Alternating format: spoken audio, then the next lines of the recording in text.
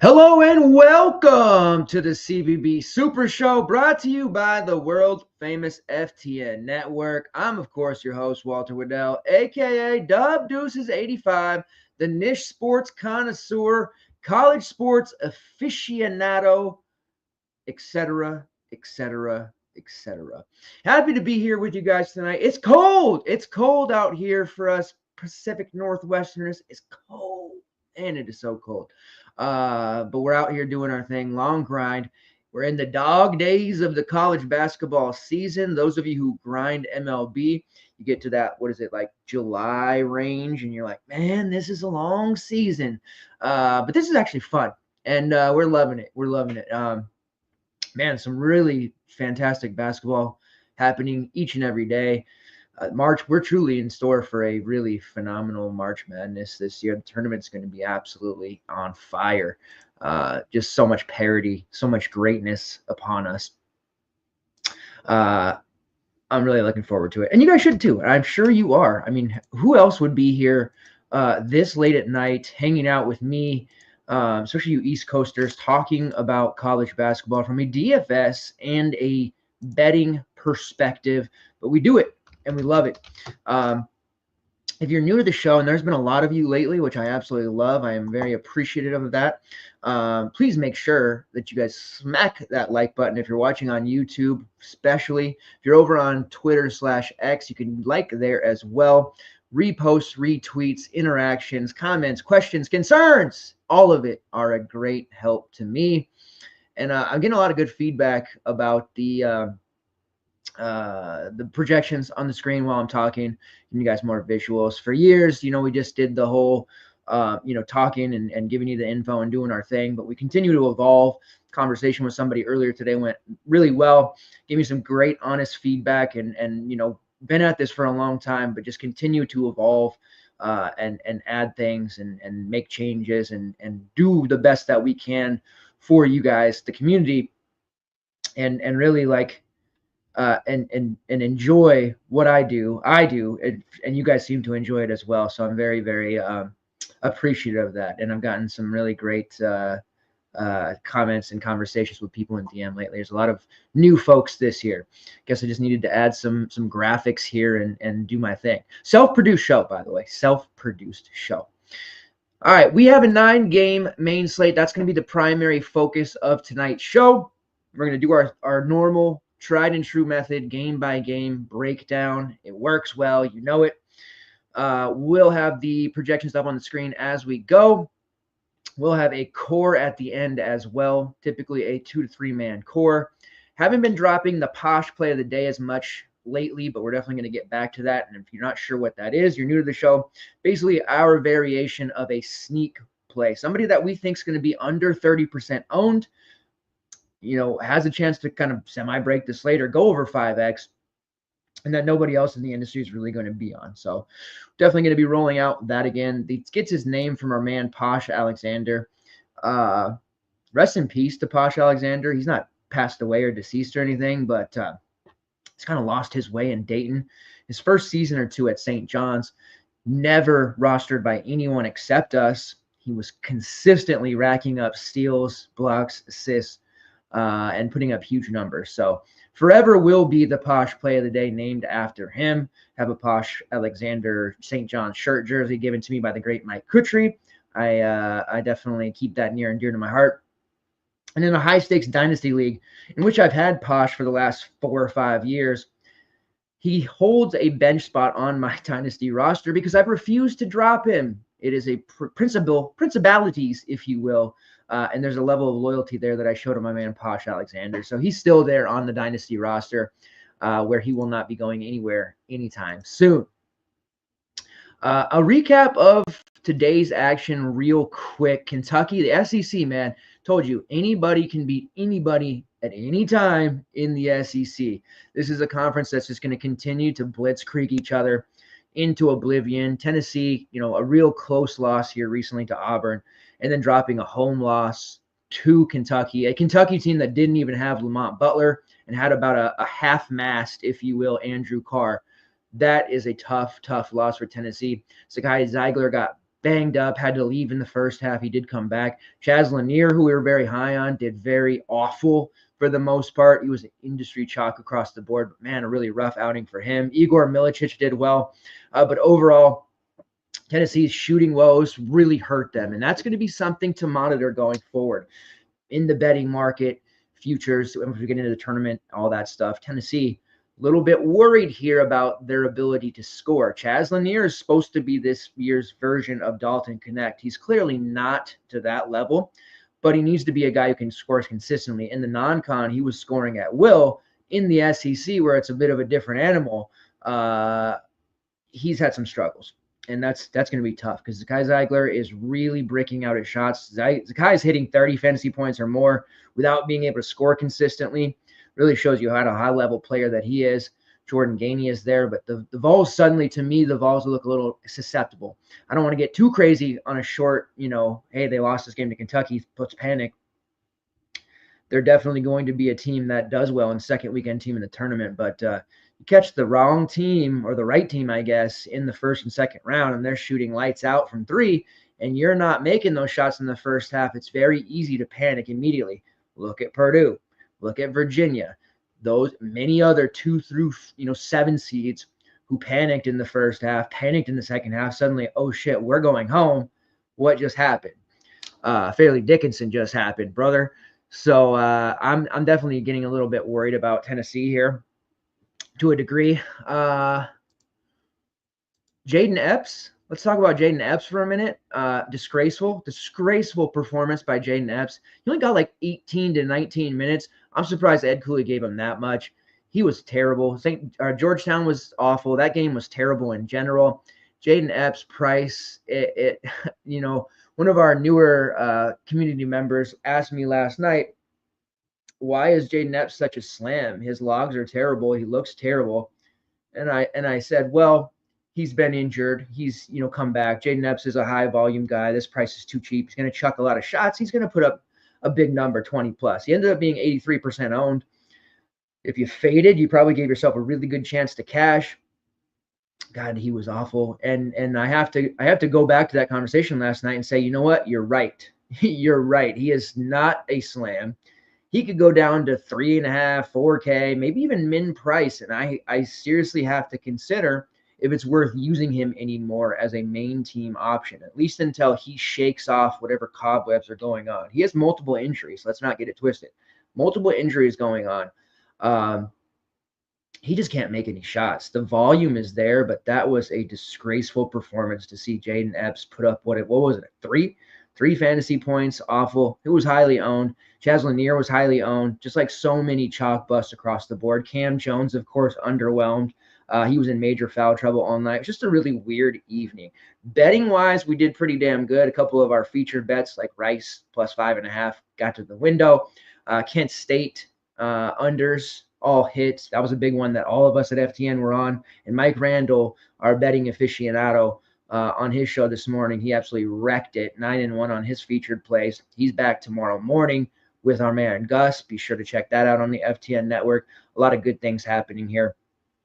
Was tested on the props today. I take Gabe Madsen under props for his points every single game.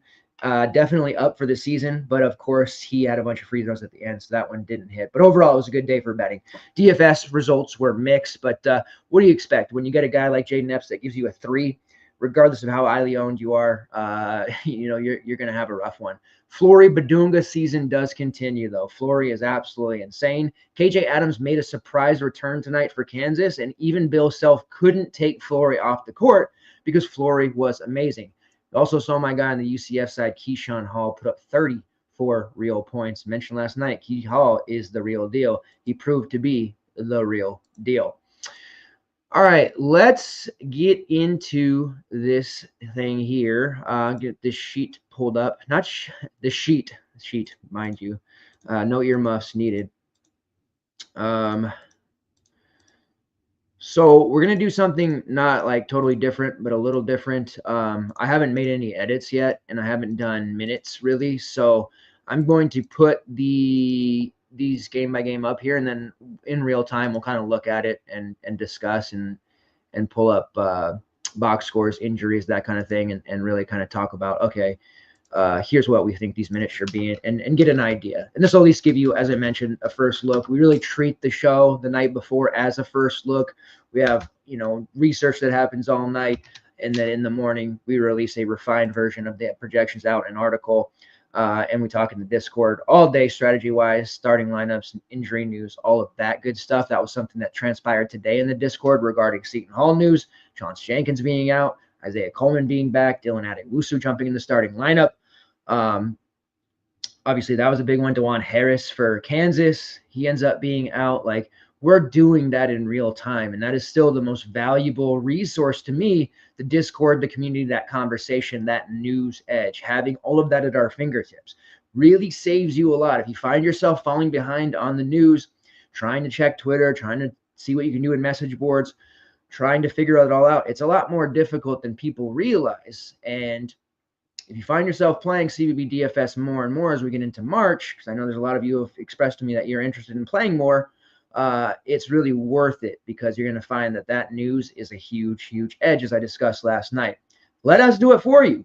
Come over to the FTN side, we'll hang out in our Discord, and let us figure that news out for you, and we'll talk about it and say, hey, here's what the swaps we can make. We do a lot of one-on-one stuff with people too when they ask those questions. There is the occasion where we have a sweat, or we're tilting our face off, and it might disappear. I also have multiple children, so sometimes at night, in between the last set of games, the last window, I do have to disappear for a moment. But the nice thing is our community picks up the slack. I have constantly Adam, one of our editors who hangs out with us, multiple other community members who are posting that information and processing that too for us. So it's not just me, it's the entire community. And that's what I love about the FTN community in general, especially when it comes to the CBB and CFB rooms. So if you're considering playing any more significant action for CBB DFS, I highly recommend that you at least try us for a week, see what we're about. Green screens and window trips is our motto here at FTN, meaning green screens on the DFS side, window trips on the betting side. But honestly, that news and having all that information and really never missing that, there's a few times it happens, right? Breaking news happens a minute after lock, or an unreported injury happens. It does happen. But for the most part, if that news is known prior to a game locking, we will not miss it. That is a guarantee. So with that being said, let's get into this slate here. Wisconsin versus Maryland is going to kick us off. Total of 153. The Terps are 5.5-point favorites. I kind of wonder if Maryland, obviously they're at home, but I wonder if this line's a little bit bigger than it probably would have been if they didn't hang on to beat Indiana, if they hadn't won 3 games in a row, blown the doors off of Illinois on the road. Honestly, I think this one is a very solid opportunity to bet the Wisconsin side plus 5.5, and it wouldn't even surprise me if that one was a little bit lower. We're seeing some of the line movement happen in the morning, early in the morning. That happened on the Kent State game that we're under. It went down almost 2 points from last night to like 5 a.m. this morning. This wouldn't surprise me if Wisconsin line moved a little bit here. I do think that they are much closer than 5.5, 6 points to Maryland, even on the road. Total of 153, definitely going to be some points here. Maryland has been a frustrating team. Let's go ahead and get in here and share our screen. Let's get rid of that. All right.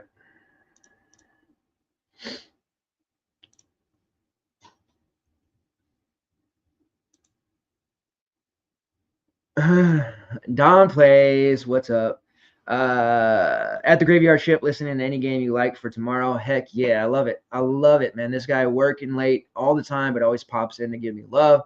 I do appreciate that, asking for the likes as well. I do have 2 bets right now. I'll knock them out at the end for more explaining, but Mississippi State +1 at home against Alabama. Wouldn't be surprised to see that line maybe jump to -1. And then Nevada +8 on the road against Boise State. Nevada's had some recent struggles, a little bit of a recency bias there with that line. I don't think they're 8 points worse than Boise State. Boise State's had their struggles as well. I still like this Nevada team quite a bit. So Mississippi State +1 at home, Nevada +8 on the road. Those are the 2 bets that I'm, at least right now, heavily involved in. Oh, 1 second here. Blew the breaker.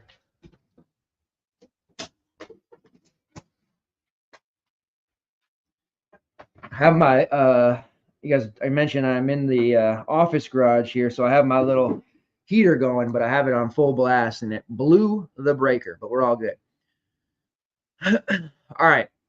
So starting off with the Wisconsin side here, this is a team DFS wise, it's pretty obvious where we want to go when targeting this squad. John Blackwell has been phenomenal as a lead guard. John Tanya has been a great transfer. And then we've seen Stephen Crowell really revitalize himself and be much more productive than he was earlier in the season. Of course, I say that after he scored just 1 point in a recent blowout win over Nebraska, but he did get it done on the glass with 7 rebounds, 3 assists. Nolan Winter's been solid. Off the bench, we've seen Kamari McGee and Carter Gilmore produce. This has been a very good Wisconsin team, much better than I think many of us expected them to be. 16-4. They're 8th in offensive efficiency, which is truly impressive. Top 50 in defensive efficiency. Number 1 free throw shooting team in the country. Ken Pom has this one 79-76.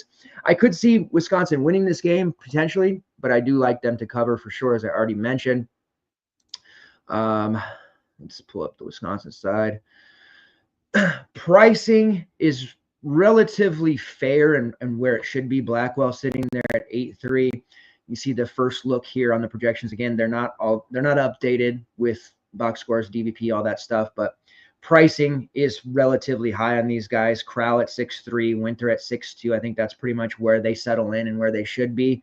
McGee, even the value that he's been sitting there at 5.3, not particularly great either. And Tanya 7.8. Everybody's pretty expensive for the Wisconsin side. Maryland has been susceptible, especially on the perimeter. They've got a lockdown interior duo, Julian Reese and Derek Queen, but you can target guards against them for a most part, but they do force a lot of turnovers as well. So it's definitely a difficult spot here. We're not getting the 5K, 6K price for Blackwell that we were getting last season and early part of this season. He's been priced at 9K at points this year. He's had some really big games, but there's no way we're going to be able to utilize him, and probably not really anybody else on this Wisconsin team. Funny enough, I like betting them, but I think it's a more balanced effort, and I do think the game's relatively low scoring. I know the total sitting there at 153. To me, it feels like the chance for a lower total game there, more so in the 140s and one that, there's overtime potential. But for the most part, Wisconsin is just a team that I think gets it done, but not end up on the optimal in any way for their players from a DFS perspective. Maryland, we know how good Derek Queen and Julian Reese have been. Reese is extremely expensive, sitting there at 9.8K. That's going to be a very tough ask ordinarily. He has been really good. The presence of Derek Queen has led to Reese really kind of just having his best career year. He's owning the glass even more. There's so much defensive attention paid to Derek Queen. Reese is just running wild on the glass. 17 rebounds against Illinois on the road in a game that nobody expected them to win, let alone blow them out. 91-70, and then the recent game against Indiana in their front court with Omar Ballo and a returning Malik Renew, he pulled down 10 rebounds in that one. 3 straight games with double-digit rebounds. One of those players at 9.8, we're not starting our lineups with him. We're not prioritizing him.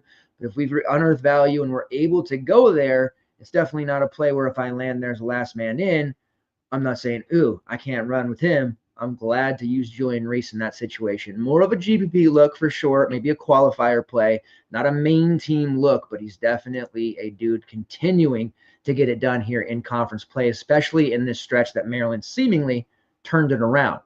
Derek Queen is expensive at 8.6. He dogged us out against Nebraska. We don't hate him for it. He's still young. There's a lot of development there to go. Likely a one-and-done prospect. He had that monster 43 fantasy point performance against Illinois and then turned at 31 in against Indiana. He's just priced up. It's tough. Wisconsin front court, he's definitely got the advantage there from a physicality standpoint. So does Julian Reese. You just need to be careful with fouls when dealing with those two. Both of them fine options for a GBP, but I just don't know that we're going to be able to go there with the other options that we're really going to want to prioritize from a pay-up standpoint. Selton Miguel remains extremely cheap. He did go up in price to 5K. Thankfully, he's in a range where we can kind of maybe get away if we want to, that Jaden Epps range once they hit 5K. He was priced at only 4.3 against Indiana. His price just kept dropping and dropping and dropping, despite consistently giving us around 18 to 22 fantasy points. Should get that trademark too, along with my green screens and window trips. Say 18 to 22 minutes, a lot. The Bruce Pearl special, if you will. Playing 35 plus minutes a game, relatively safe in that regard. Definitely have some decisions to make. That 5K range value has been a really tough spot to peg. We've had a lot of variety of players in that range, both in a buy low circumstance or perhaps maybe a little overpriced even at that range sometimes for certain players. So it is a spot that I'm finding is making or breaking lineups more often than not. So Miguel at 5K, we certainly need more than the 18 he gave us against Indiana. He got hot in the second half and was burying threes to kind of save his value in that one. But we need him to provide us with some peripherals, which he just didn't do against Indiana. We'll have that opportunity here against Wisconsin. Definitely a favorable play at that price, but no longer a auto play, at least in my opinion. I think he'll still carry ownership like he did last slate, maybe not as drastic, but he's definitely not a guy that I feel we have to plug and play in, especially after what we just saw with Jaden Epps today. Miguel is shooting 40% from long range on 97 attempts. Does have one of the higher offensive ratings on the perimeter for this team, and does have a top in the conference top 100 effective field goal percentage. Can get hot in a hurry for Selton Miguel. Rodney Rice had a really banger game last time out, 23 points, on his way to 27.75 DK points. He's playing a ton of minutes. Deshaun Harris-Smith coming into the season was expected to be kind of that fifth starter like he was at times last year, but Rice transferring in from Virginia Tech, he has really started to blossom. He is a player, we saw flashes of this at Tech. He was hurt a bunch of times, so it wasn't consistent, but 8 for 13 from the field, 5 of 7 from downtown against Indiana. Certainly can't predict that level of efficiency, but the volume is there for Rodney Rice sitting there at 5.7. It is one of the higher prices for sure, but I definitely think he's playable, and I actually prefer him over Selton Miguel if you are going with a Maryland play. Another player on the team that's very expensive, Jacoby Gillespie at 9.4. That's just a really tough ask. I think people are more comfortable playing him over Queen or Reese. We noticed that because of the ownership. Gillespie's consistently been higher owned. The only time Queen's been higher is when he's priced in that 7K range, which is probably not going to happen again anytime soon. So I'm laying off the Maryland pay-ups. Really nobody else outside of the starting group. Tafari Gapare, Geronimo, Harris-Smith, all these options. Harris-Smith, at min price might be a little interesting, but his minutes have evaporated. As Rice, Miguel, Gillespie playing so well, and Maryland's kind of turned it around, they've really stifled their rotation. The bench pieces aren't getting as many minutes, and we've seen Harris-Smith go from the beginning of this month playing 22 to 24 minutes, now playing 7 and 9 over his last 2. So kind of the last, left outside the bubble there, holding the bag a little bit. Could see him as a potential transfer candidate. We'll see, but min price for Harris-Smith, not the obvious play that it was last year at this time. Projections wise, you see Derek Queen still projects well. His rates are phenomenal overall, getting over 30 fantasy points most of the time. Everyone else there below 4X, except for Selton Miguel. If you give him 30 minutes, he had such a great non-con that he still kind of over-projects at times. I probably would lower him slightly, but he's still a fine play overall if you want to go there. I do think Rodney Rice is the best play from this game, though. But this isn't one that I feel obligated to use. I do think it'll be lower owned across the board, and it's one that we can kind of fade and do some jockeying for the position. There is a night slate tomorrow, a 7-gamer. Most of this 9-game slate does take place at 4 p.m. PST, 7 p.m. EST, 6 of those 9 games. So we're going to have to really coming into it and be aware of the injury situations, have lineups ready, and just be able to make those swaps as they happen. It's a very arduous thing when those locks all happen at once instead of being spread out like on Sundays.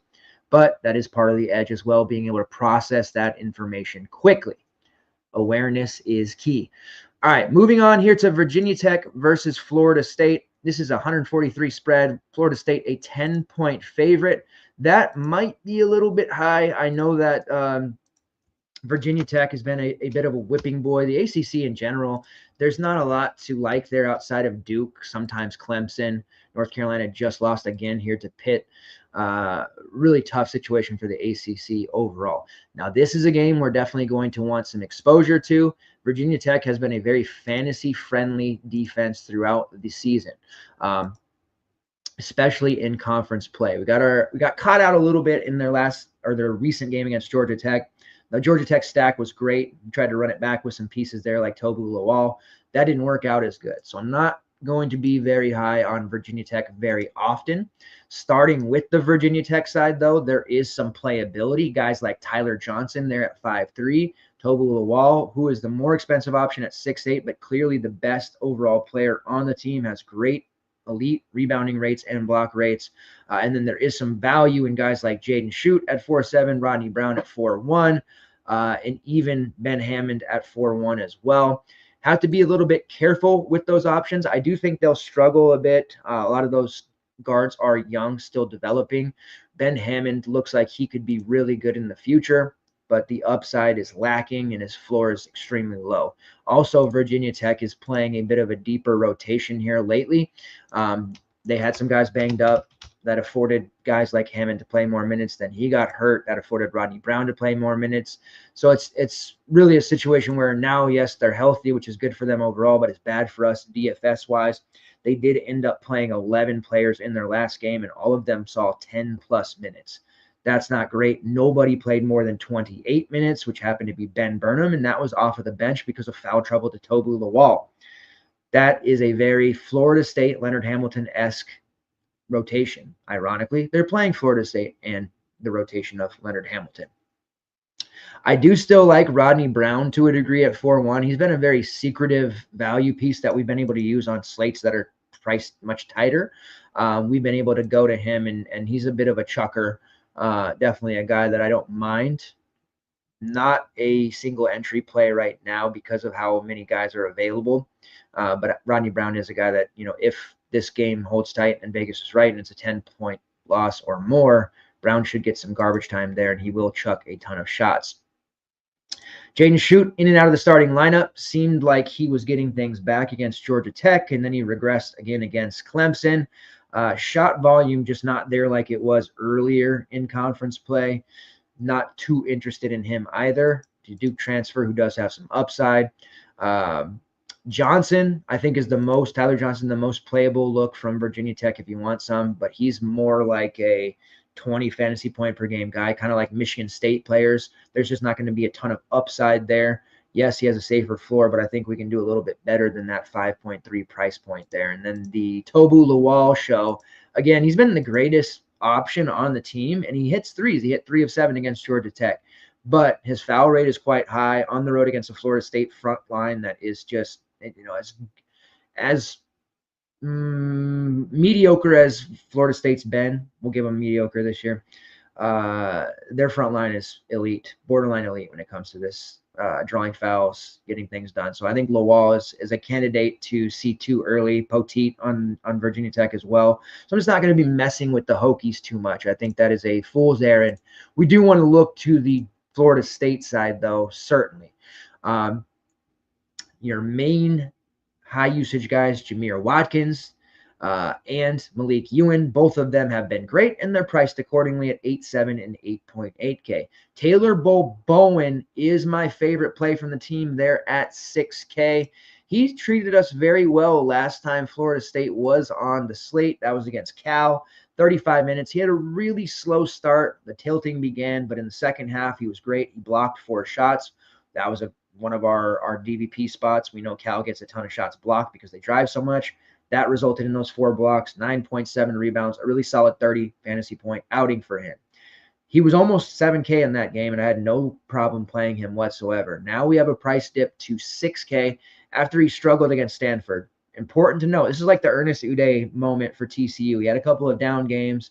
It's like, hey, his price has dropped, but he's still playing 35, 34 minutes. We got to go to Uday. Taylor Bobo in a similar situation here. 5 points, 2 rebounds. He just struggled against Stanford. Funny thing there is Stanford actually won that game on the back of Sellers and Blake's. That the Maxime Ronald didn't even have that good of a game because of Florida State's excellent front court. But Bo Bowen was just a complete non-factor there. I do expect him to bounce back here against a soft Virginia Tech team. I think he gets a little bit overlooked, being the nature of stars and scrubs lineups right now because the value's sort of volatile, because the pay-ups aren't really paying off. Cam Jones was underwhelming today. Hunter Dickinson did end up with a big second half. But we're seeing this moment now where pricing is starting to normalize. There's still some value. Don't get too worried. But we're seeing that normalization of pricing, and we're seeing the balanced builds really kind of come to fruition here. Being able to play a Taylor Bobo and another guy in the 6 to 7K range over, let's say, I don't know, Julian Reese, who we do like, we just mentioned, and a 3 or 4K guy, there's just going to be a lot more safety there. Now, if Reese is playing DePaul, and I know that's not a matchup that we're going to see, but just throwing a poor team out there in the front court, then that's different because he has that upside. That was like today with Kansas playing UCF. We were adamant about how bad UCF is defensively, especially in the paint. We had to play Hunter Dickinson. He was at a discount, just had to do it. Had to play Flory Paducah.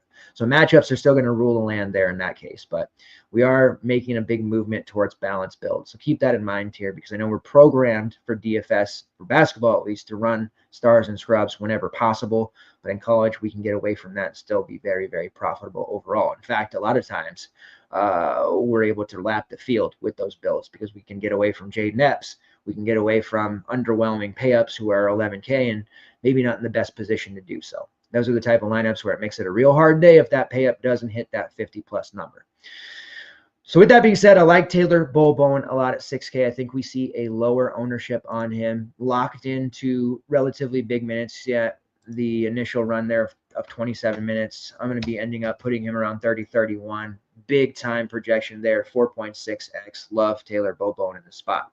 Daquan Davis and Justin Thomas handling a lot of the backcourt action there, with Chandler Jackson dealing with a groin injury. Did miss a few games. Looks like he's officially going to be questionable for this one. He did dress last game, I believe, but just didn't warm up and didn't end up getting any minutes. So we'll see what happens there. Thomas, kind of interesting at 4.8 as a potential value, played 28 minutes. The problem is he has an extremely low floor. There's a lot of empty minutes there. He is not looking to take shots whatsoever. So he's going to have to fall into some rebounds. He's going to have to get some assists, maybe a steal or two to still pay that off. If he was 3.8, I think we could swallow that pill. At 4.8, that's a little bit tougher there, a little too bitter for me, if you will. Daquan Davis was a nice value at times throughout this season. He has played really consistent since kind of taking over for Chandler Jackson and that injury. 37 minutes against Cal, 32 against Stanford. He took 12 shots in the game against Stanford. He took 14 against Cal. 8 of those were threes combined in the last 2 games. So he's getting a lot of to the basket stuff. He's driving, making things happen. Defensively, he's really stepped up as well. He's a very interesting look at 6-1. I would still rather play Taylor Bowen, but Daquan Davis is another play of those kind of minutes, if Chandler Jackson remains out, that we have to at least consider. I mean, if he's going to play mid-30s minutes, he's a very strong overall option and a threat to possibly even hit 5x. As far as anybody else on the team, it is a rotation for Florida State. It's maybe not the deepest as we're used to over the last couple of years, but they still run a bunch. Jerry Dang, Boston Holt, when he's healthy, Allure Malouek. There's a lot of different bodies out there playing 8 to 10, minutes. Sometimes they spike higher. So I want to really keep it to that kind of core 4 look for FSU, being Watkins, Bowen, Davis, and Ewan. Speaking of Watkins and Ewan, can we pay up for them? We can in this matchup. Malik Ewan has been an elite rebounder. He has really blossomed. He's a great shot blocker, and he is just absolutely knocking down jumpers. He's getting it done on the low block as well, but he's got a nice mid-range game. That's kind of a dying art in today's basketball. You see 35, 28, 43, 43, and 30 over his last 5 games. Yes, they played Stanford, Cal, and Georgia Tech, some softer teams there, but also on the road against Clemson and a home matchup against Pitt, 2 defenses that are certainly much better than they faced recently. Nice GPP look. I would actually rather play Ewan over Julian Reese, believe it or not. I know there's a little bit of savings there. And I would rather play Ewan over Jameer Watkins as well. Now, Watkins decided to spurn the NBA because his grade wasn't as good as he wanted it to be. Come back and a chance to dominate. Florida State's had a bit more options this year than they did last year. Watkins' usage rate is still quite high, and he's producing at a high level. 20 shot attempts against Cal, 16 shot attempts against Stanford. So he's getting that volume there. His rebounding numbers have taken a bit of a hit, but they're still solid overall. But Ewan's presence, Bol Bolin's presence, definitely has harmed him to a degree. With the struggles recently of Bol Bolin, that has led to Jameer Watkins putting up those big numbers, 35, 36, and 39 fantasy points. So theoretically speaking, Bol Bolin has a better game as I anticipate. That would likely come out of Watkins' total there. So if you're looking at any possible stack options here, because I do like the mini stacks against Virginia Tech, I don't think Watkins with Bol Bowen would be the move. I think it would be Bol Bowen with Ewan or Bol Bowen with Davis. Watkins is kind of one where if I'm rostering him, I kind of want him by himself, and I want him to be in complete takeover mode. Not that he can't go off at the same time as his other players, but that's just kind of how it's looked. Watching Florida State games and going back and reading through the logs and the play-by-play stuff, that's just kind of how it's been for Jameer Watkins this season. So you can see Watkins, Bowen, Davis, Ewan, really the ones that project that well. Everybody else, just a mishmash of minutes there. No real surprise. All right, moving on to the next game here. A real barn burner between two teams that are struggling. They don't have the same coach when they started the year. Virginia versus Miami. Now, Miami, I couldn't say this with 100% definitivity because I don't have that in front of me, but I don't think there's been many games in conference play that Miami's been favorite. This happens to be one. They are a 1.5 point favorite over Virginia at home, total of 135. Now, Virginia, they've been nothing special. Absolutely nothing special. Without Coach Bennett, obviously, Ron Sanchez, we knew he's going to probably struggle. He didn't do that well at Charlotte. He's not that guy. He's not that guy, they say. Miami, they have NIL for days. They have a really talented roster, but it seems that a lot of players who got paid ended up just not caring anymore. And I hate to accuse a kid of that, but the results or the proof is in the pudding, as my nan would say, or would have said had she been here. Nigel Pack kind of shutting it down for the season. Injuries have plagued Miami over the last 2 years since their Final Four run. That has been a real tough situation for them, but that plagues everybody. And they're once again dealing with a myriad of injuries here as well. So it's tough for me to sit here and say, oh yeah, favorite, let's bet Miami. If I'm betting this game at all, I think I have to bet Virginia, and I'll be interested to see where Mike Randall is on that. But right now, getting Virginia on the road as a small dog at +1.5, I think is the right move. Totals a little bit lower, as you would expect for a Virginia game, at 135. Let's pull up Miami's last game real quick because they did do some weird things in the starting lineup. And they did lose that one to Cal 98-94 in overtime, by the way. Matthew Cleveland did not start. For whatever reason, they went with Kyrie Huey as the starter there. And he played 18 minutes, and he was relatively solid for the minutes that he did play. But Matthew Cleveland came off the bench and played 36 there. And that was extended because of the overtime, but he was in for the majority of the second half as well. Not sure if that was a disciplinary thing or what, but Cleveland, it's been proven that if he doesn't start, you can use him. Now, I did mention in the Discord today, Dub Deuce's handbook, rules to live by, rule number 3,748. Do not roster starters who don't appear to be starting without any designation or any reason why. Tyron Lawrence was an example of that today for Georgia. We liked him if he started, and he had been starting. He didn't start today. They started with Dakota LaFew, who went nuts. Go figure. And it was a question of, can we still use Tyron? He's so cheap. He's been good at Vanderbilt. He hasn't been as good at Georgia, but we're hanging on to that glimmer of hope that he can be good again. No, we had to get rid of him, right? We couldn't roster him. And he played under 20 minutes and wasn't great. So Matthew Cleveland might be an exception to that rule. It's one of those situations where if we don't hear that there's an injury, a disciplinary action, an illness, whatever, kind of have to get away from him, but clearly that didn't matter. And Cleveland had 30 real points there against Cal. So very playable option regardless. But in that one, we saw Brandon Johnson, AJ Staten McRae, Paul Dichabet, Jaleel Bethia, and Kyrie Huey start. No Lynn Kidd in that particular game either. So he has a official questionable tag because he didn't play in that one. But as far as I know, reading the Miami boards, it wasn't because of norovirus, which is everywhere. It wasn't because of a pre-existing injury. It was what they're saying, a DNPCD. Gasp, a DNPCD at the collegiate ranks. Yikes. And Lynn Kidd is a player playing, 30 plus minutes typically. So we'll see how this starting lineup shakes up. I don't think that we need to live in the days anymore of, oh my God, Virginia's on slate. We have to fade them. They're slow. They're defensively. We can't target against them for DFS purposes.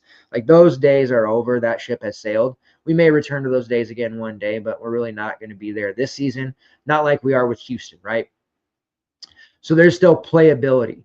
Cleveland at 8-4, his usage rate is going to be extremely high. We know that. In that particular game against Cal, his usage rate was over 33.5%. 14 shot attempts inside the arc, 5 outside of it, 9 free throws. Just a ton of Matthew Cleveland action there. So with that kind of usage, those kind of minutes, he's underpriced at 8-4. Yes, it's an elevated price overall for where he's been, but this Miami team, it's starting to look like, and even it's late January, we still have a month and a half before Selection Sunday, but it's starting to look like this Miami program is throwing in the towel. They're calling it. So they have youngsters. You'd think they'd want to play those guys to maximize their chances of staying next year, but they might just be thinking, you know what, we have NIL, let's just clean house and let's start over, which they have that option to do in the NIL/transfer portal era.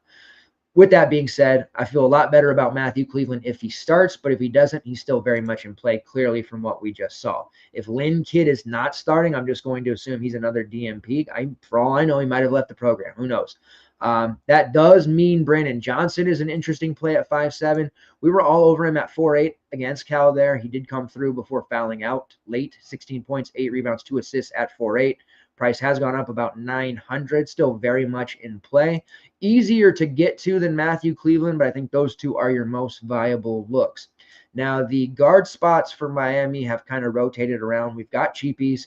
Divine Ugochukwu is back after dealing with a hip injury. He hasn't started since returning, but he has been playing about 15 minutes off the bench. He's there at 3-4. We've seen Austin Shorts in and out of the starting lineup. Only played 11 minutes against Cal, but he had been playing 24 plus in the prior 5. He's out there at a sub 4K price point.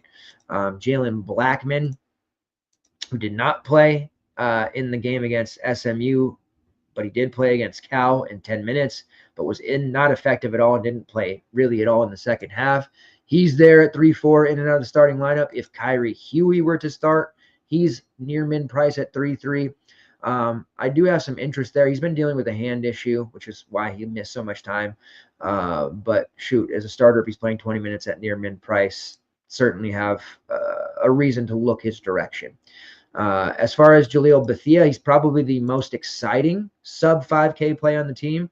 You saw he absolutely blitzed Cal and showed a glimpse of what he's capable of, 11.6 rebounds, 5 assists. The upside is endless for Bethia. I think he could be as good, if not better, than Nigel Pack even at one point. Probably not this year, but next season for sure if he sticks around. So I do like Bethia, especially if we've got word that there's a bunch of guys out from Miami. Like I wouldn't be shocked if we woke up or later in the day before that game, suddenly, oh my God, Matthew Cleveland's out tonight. Staten McRae's left, like just a whole bunch of guys just decide not to play. So we'll see. That would be a real good situation for us, not so much for the team. Staten McRae's priced up at 5K. He's had relatively okay results. Not interested in him at that 5K price point, but he is starting and playing a bunch of minutes. And then Paul Dichabet there at 4'8", played 32 and 26 minutes in each of the last 2 games. So that's the Miami look. On the Virginia side, Elijah Sanders has been really good. All these SDSU transfers from the Aztecs have really kind of found their way. And Sanders is one that's made the best out of a pretty tough situation here. on the Virginia side.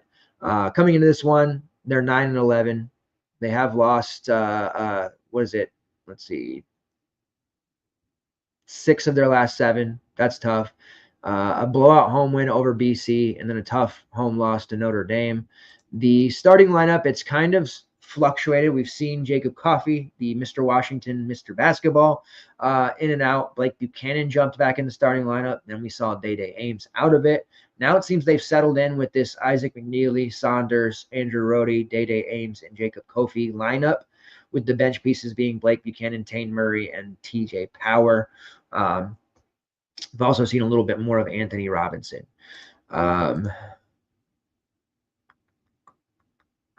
Let's pull this down. Okay, so Day Ames is priced a little bit higher. I've actually just been kind of rostering him for salary on Virginia slates, salary savings, I should say. He is a little bit more expensive now than he has been, but he's locked into this upper 20s minute range. He did have his best game in a while against Notre Dame there, 8 points, steal, block, 4 assists, put him at 20 fantasy points. I'd be ecstatic to get that from him again. He has scored 18 or more in 2 of his last 3. Priced at 4.4, he is a definitively viable value. He's going to be less than 10% owned. He's not going to blow the doors off the slate. He's not going to be that 10x special, as our man Mark Zilla likes to say, but I definitely think he can give us a solid 18 to 20 fantasy point return.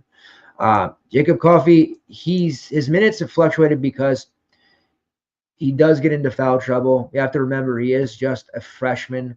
They've thrust him into the starting lineup and kind of put a lot of pressure on him, and he has not done well with that pressure, but he did look extraordinarily good against Notre Dame, 17.6 rebounds, on his way to 28 fantasy points there. That has cost his price to go back up into the 5K range after being around 4.8 the last 2 games.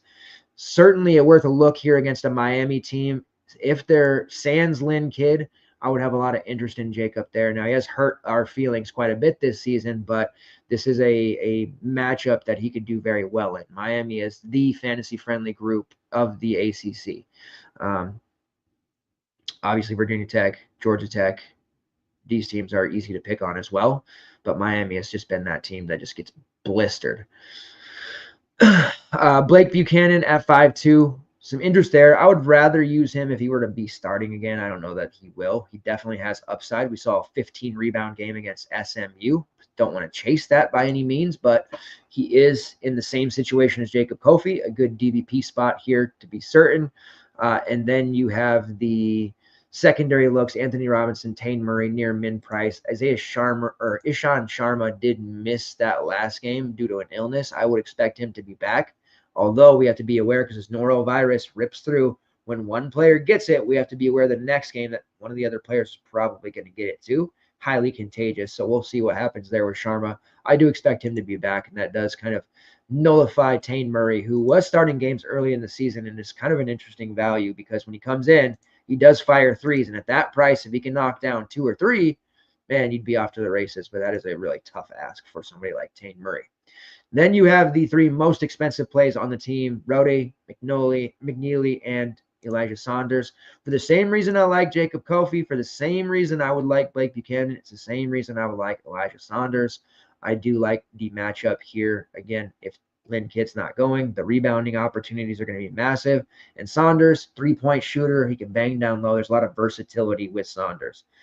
If he was still in San Diego State, I would honestly think that they're the contender to win the MWC, and they still might. They're still very good, but Saunders has developed well. He is 6.6K.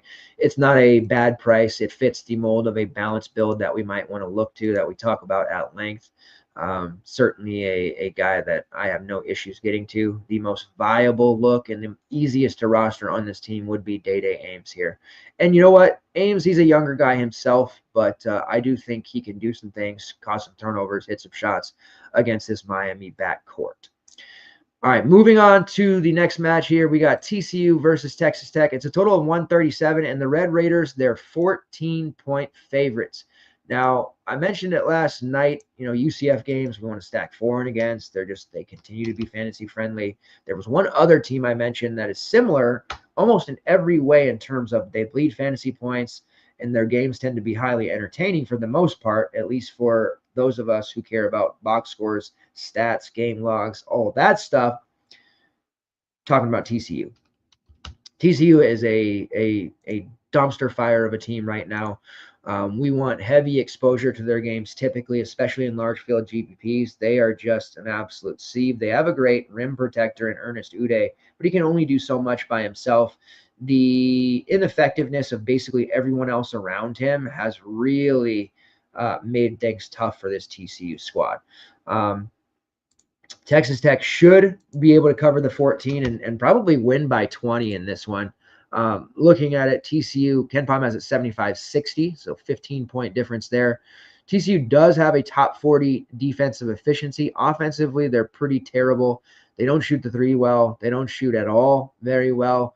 They do block shots a little bit. They rebound a little bit, but for the most part, they're just awful. And the game over the weekend, we had a great Saturday night slate. The Saturday main slate was just okay, admittedly, but we had a fantastic Saturday night slate because of St. Mary's guys, which we talked about, but also that UCF TCU game, because my man Keyshawn Hall just does not give any shits at all. He will just take everybody and dunk on them relentlessly. Love Key Hall.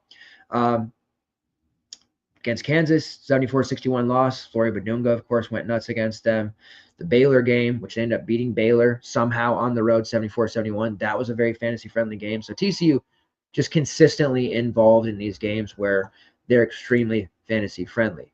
On the TCU side, the most viable play is Ernest Uday. He's the most trustworthy spot, but definitely don't love him in this road matchup going up against Texas Tech's front court.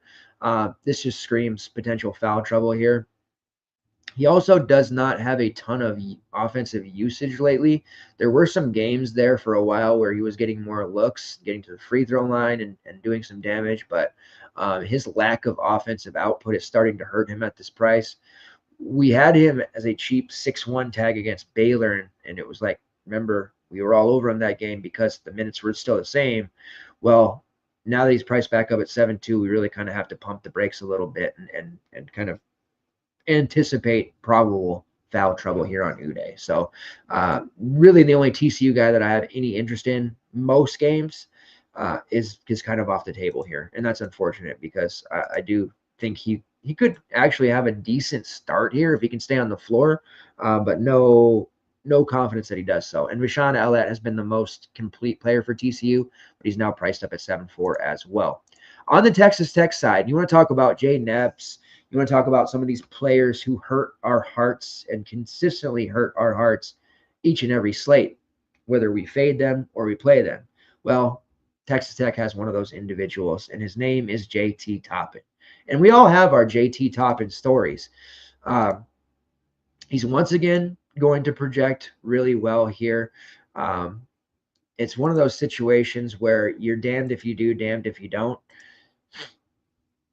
If he doesn't get into foul trouble, which is a big if going up against Uday, he should see close to 30 minutes. And if he sees close to 30 minutes at a sub 8K price against this TCU team, he should have a double-double. There's no reason he shouldn't.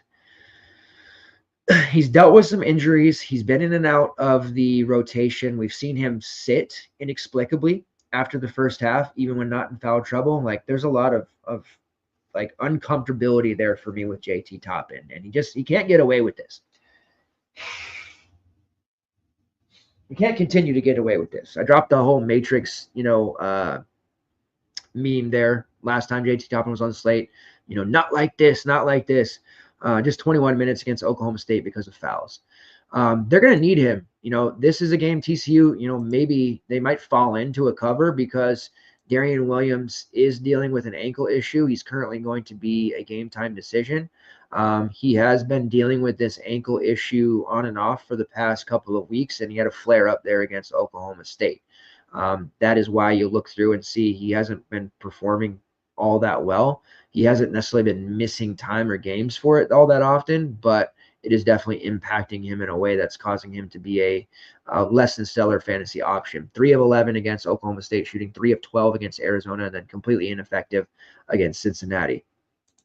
If he sits, JT Toppin, huge play, has to play 30-plus minutes. Even if Williams plays, Still like Toppin because I feel like Darian becomes more of a decoy in that situation. The benefactor there of Darian can't go would be Federico, who is a very solid look. I talked about that 5K range becoming tough because there's multiple guys there that in the value range that can really break out, or they can be like Federico and have a really big game. Elite rim protector, high block rate, high rebounding rate. He really took advantage of the additional opportunities against Oklahoma State and did what I kind of thought JT Toppin would do. That Oklahoma State front court, they've got some guys, Marcellus Avery, Abu Osman, but they really did a good job on Toppin causing fouls. Williams was hurt, and Federico stepped in, grabbed 8 rebounds, scored 8 points, put up 25. I was kicking myself in that one because I didn't want to get him in Maine. Ended up with alt team exposure at 4 or 5, but really regretted not getting more of him. So if you're kind of writing off JT Toppin, which you never really want to fully write a guy off unless it's Jaden Epps or Bruce Thornton for that matter. That's a story for a different day. I think Federico is the play you want to go to there for maybe some built-in leverage. Now, I say that, and people might look and see, Darian's banged up. Federico's been great on a per-minute basis, and see his ownership spike, especially in a matchup against TCU that he should theoretically do really well in. So he's actually my favorite Texas Tech play by far. Christian Anderson would also see a nice spike without Darian Williams. He's been playing in the 30s minutes-wise in each of the last 3 games. So his price has come up because of it at 5.5. He's a younger player, freshman, who is developing, learning on the job, and he's very poised. You do have some value pieces in Kerwin Walton and Kevin Overton. Overton's minutes were kind of dumping there for a while, but because of the Toppin Williams fiasco that is continuing to happen, we've seen Overton's minutes start to tick back up. 4K, he's an interesting GPP look, is a bucket getter, can do some additional things with those opportunities. And then you finish out with Chance McMillan at 6'7" and Elijah Hawkins at 6'9". McMillan would be the play I'd want if Williams is out as well. He is a very rock solid, 4X guy at this price point. Very safe. If you're, you want some added safety to your lineup, especially if you're taking a risk somewhere else, Chance McMillan is a good guy to kind of anchor some safety in your lineup. Not quite anchor the lineup per se, but give you some added, safety if you're taking that shot on a guy who, could really bottom out. Hawkins has GPP upside at 6'9", but he is a very inconsistent option in his own right. As you can see, that last game, he was extremely poor shooting the basketball. So Federico is my guy here. It's not got the greatest projection at the moment. I do think he gets around 23, 24 minutes here, which does put him pretty close to value. I do see him scoring somewhere between 20 and 25 fantasy points in this game. So that's my play on the Tech side. Certainly have to make a decision on JT Toppin. 23 minutes, 22 minutes. He's an easy fade. I have a feeling he'll still draw ownership, but if, he plays 31 plus minutes, he's a slate breaker. Really need that 10 extra minutes to make it happen. Wish I could tell you with any definity it will, but he's extremely tied to his minutes. It's not a production issue for him. It's a playing time issue. That's really what it comes down to when it comes to JT Toppin. All right, moving on to the next game, we have Houston versus West Virginia, total of 123. Houston is an 8-point favorite. Houston with the improbable, the impossible, nearly impossible. Nothing is impossible, Mario. Overtime win. Multi-overtime win against Kansas. I mean, that was insane to see. Like the 8-point lead just evaporate in front of our very eyes. It almost makes me. That doesn't almost. It does make me wish Jamal Shead had come back for one more go round. Honestly, because this Houston team with him, obviously extremely amazing, and they're finding ways to get it done without him. Had he come back, not got an injury in the tournament, I think Houston would be a lock for the Final Four. That's how truly confident I am in this Houston team, and they're proving it time and time again. Coach Sampson is fantastic. They hit the portal well, and now they have recruiting classes that they're just absolutely dominating. Not the most conducive environment for DFS purposes. I see the chat there lighting up. I'll hit that after this game. Obviously, Houston, we had mentioned Virginia, not the team that we need to avoid their games quite like we used to. Houston's still a team that I don't want to get too involved in their games, at least going up against them. So the West Virginia side, not a whole lot of interest there for me. They have been banged up everywhere. Still waiting on Tucker DeVries. Javon Small has been an amazing, one of the top steals from the transfer portal, coming in from the Cowboys of Oklahoma State. I saw a re-rank of the transfer portal today. I believe it was from On3, and Javon Small was right near the top, one or two. Tons of transfers that ended up being a bust this time. And it sounds nice, getting to do the shopping list and get these new players, but it's really tough to get them to fit into your program quickly and gel with everybody else. But Javon Small has done that. I think a lot of it has to do with the fact that Tucker DeVries went out early with an injury, so Small has been the alpha. 10K is an extraordinarily high price for him against Houston. No thanks. But every time I say we can't possibly use Small, he ends up having a huge game. Now, in their prior meeting at Houston, this one happens to be at West Virginia, they did lose 70-54, and Small was relatively solid. He had 8 assists, 13 points, put up 31. He was 10-5 in that game, impossible to use. 10K now, maybe not impossible to use just yet, but that is a very tough price point to get to. No real interest anywhere else. Jonathan Powell, he's getting a ton of shots, the freshman who's playing tons of minutes without DeVries, but just no consistency there with his shots. It won't get any easier against Houston. On the Houston side, Juwan Roberts has been amazing. He is just playing ridiculous. 46 minutes against Kansas. This is a Roberts who was really banged up only a couple of weeks ago, dealing with the foot issue, and it seemed like he might actually miss extended time. Instead, he comes and plays the best basketball, not only of the season, but possibly of his life as well. That was an impressive 24-9-5 performance against Kansas. 8K here. He had a solid 22-3 performance against West Virginia. Doesn't shoot threes, 10 of 13 from the field in that game. They're really leaning on Roberts on the inside. He is obliging them a great deal. Milos Uzan at 7-7. He also rocked the world of Kansas, 17 points, 9 rebounds, 9 assists. So that's cost his price to balloon. Not sure I can get there with Milos. I do think he's kind of, 25 to 30 fantasy points. Definitely a solid mark there, but maybe not the overall upside we're looking for. It gets more viable when we look to Manny Sharp, who has been under 21 fantasy points in 3 straight. I know we got to pump the brakes a little bit there, but he is getting a massive amount of minutes typically, and is a back-breaking three-point shooter in the clutchest of moments. Doesn't always help us for DFS purposes, though. Then you have the straight shooter, LJ Cryer, who, really his added value to the team is just chucking threes. He's been okay at it, but not really a playable option for us. And then you have the bench mob here, Myleik Wilson, Javier Francis, and Terry Arsenault. Wilson, in and out of playability. Right now, he's extremely viable. They've been riding him. 22 shots in his past 2 games, 25 minutes against Utah, 23 against Kansas, been over 26 fantasy points in each. He was crucial. The 3 he had at the end of the game to get them to the extra period, the confidence that he had to pull up like that was ridiculous. Sampson really empowers this team. So Myleik Wilson, he's interesting at 5-1. Francis, he needs the foul trouble from Tugler or Roberts to get the spike in minutes. You saw it against UCF, played 25 minutes, 16 and 10.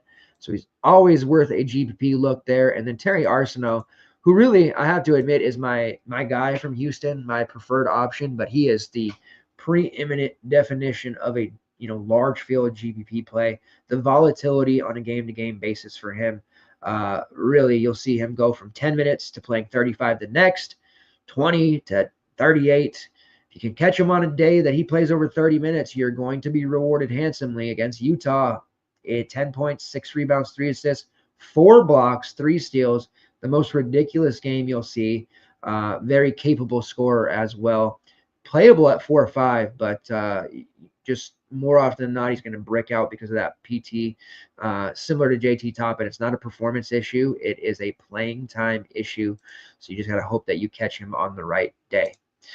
All right, before we get into this Auburn LSU game, let's take a quick break here.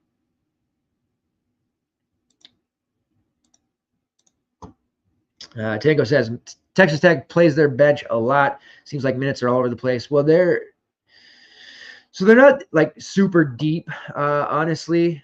It's just Toppin and Darian dealing with their issues. So you see Federico and Christian Anderson end up playing a lot. So they're like 7 deep mostly. So it makes it seem like they're a lot deeper than they are. But yeah, JT Toppin is a really irritating play. He says, anybody else getting buffering on the stream? So I hope that's not consistently being a problem here. Internet connection looks good, but if it gets worse, let me know, and I'll restart before we get too further here. So appreciate it, Tango. You've been throwing us a lot of support the last few shows, and it is much appreciated. All right, next game on the slate here, Auburn versus LSU. It's a total of 149.5. Auburn is a 12.5-point favorite. Man, the night slate came in clutch. I've mentioned that a couple of times. There's a developing DVP spot against Alabama. They're on the night slate for this one. But Corey Chest, who really showed out there and proved to a degree that, hey, this DVP spot against Bama is the real deal. 29 minutes, 12 points, 18 rebounds. He had a huge game. He's only a freshman, huge career ahead of him.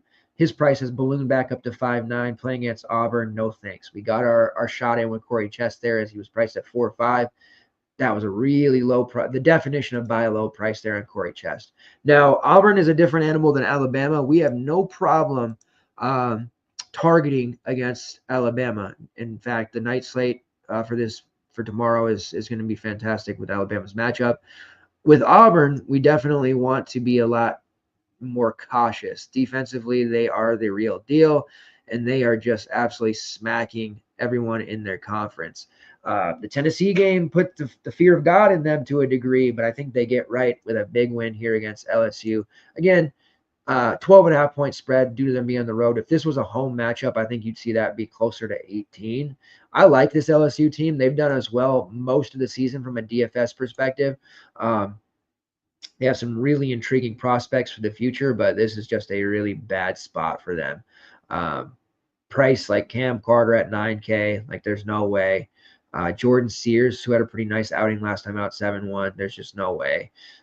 So really no definitive interest there for me with the LSU side. I don't think we need to do that. On the Auburn side of things, let's pull up the last thing here. They've survived two Janai Broome injuries. One that put the scare into everybody in the collegiate universe. Didn't even end up missing a game. That was lucky. And then he gets hurt again right after, ends up missing a few games. The good news for Auburn and us and the collegiate basketball world is that he only missed 2 games there.